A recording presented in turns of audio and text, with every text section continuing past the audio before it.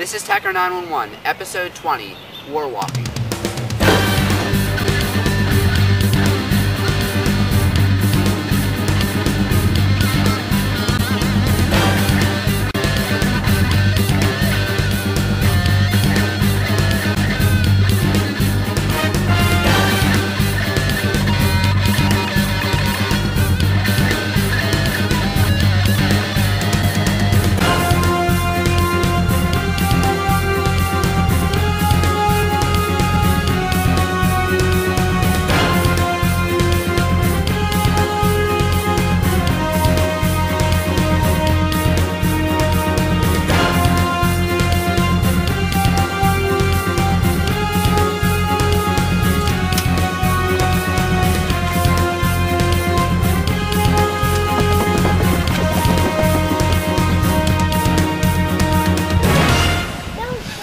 I'm Michael Plasmeier. I'm Gdovin. And today we're going war walking. You usually go war driving, but since none of us can drive yet and don't own a car, we're putting our little twist on it and we're going war walking.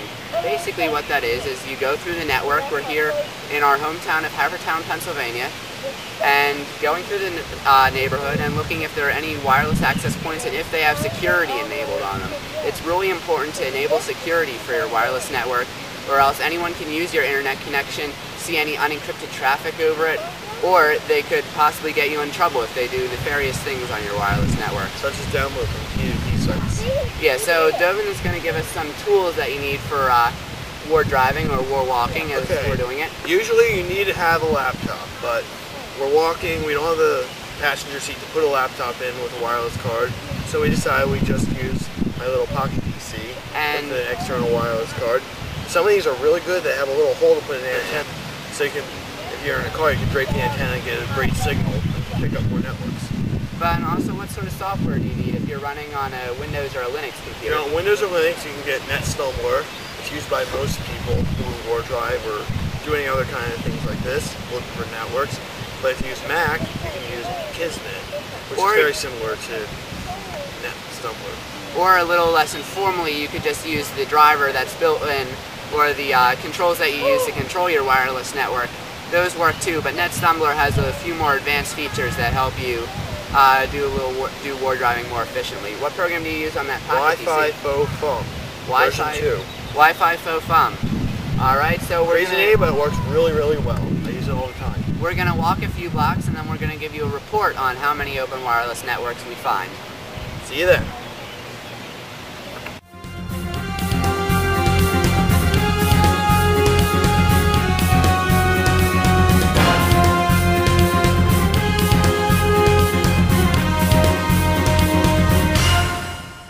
Alright, Gdovin, we walked 2 houses, and what's the result so far? We found 12 networks, and 7 of them are unencrypted. Shame on you. Yeah. Let's go another few blocks, and then we'll see how many networks are unencrypted. So we've walked 2 blocks, and Gdovin, give us an update. 19 out of the 30 networks we have come across are unencrypted. This is not good. That's about 63% of networks that are unencrypted. Now, when you get a new cable modem, when you sign up for cable or DSL, they're actually giving you a wireless router, actually part of the cable box. I know Verizon does it, and I'm pretty sure Comcast does it, so you might not even know that you have a wireless internet access. And actually, Gdovin, if someone has access to your wireless, couldn't they disable the router and turn off your internet access? Yes, they can, or they could just encrypt it for you, but only keep the key for themselves. And effectively lock you out of your own wireless network, so make sure you get those networks But you can reset the router, but it's a nuisance. Yeah, you can, if that happens to you, actually, that's a good idea. You can put a little paper clip in the back of the router in the reset hole, and then it'll, you fix that problem. But still, you don't want to be locked out of your own internet connection.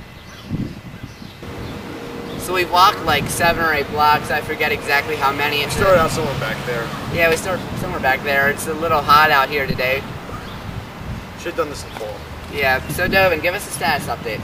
Okay, so we found 56 networks, and I'm very ashamed to say that 34 of them are unencrypted. Yeah, make sure you get your wireless network encrypted. If you have any questions about that, you can watch the last episode, episode 19, and we tell you how to encrypt a wireless network. You can go to all the information you need.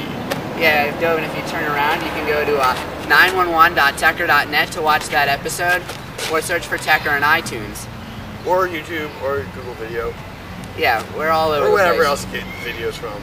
So before we go, we're going to share some of our favorite SSIDs that we found. SSIDs are also the name of the network. I found one called Moose and one called Stinky Dog.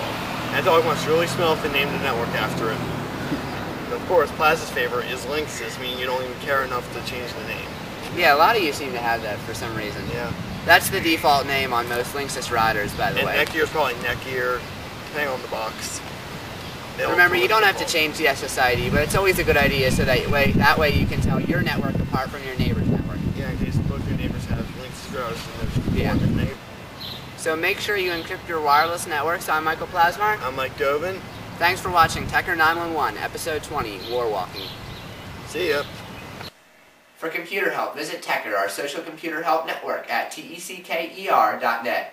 To watch this episode again, get show notes, or subscribe to versions for your feed reader, both video and audio in multiple formats. Visit our website at 911.tecker.net. Also on iTunes, search for Tecker in the iTunes store, and you can subscribe to versions for your iPod. Ooh, iPod. You can send us your show suggestions, feedback, and other mail at 911@tecker.net, or leave us a voicemail at 610-572-2730.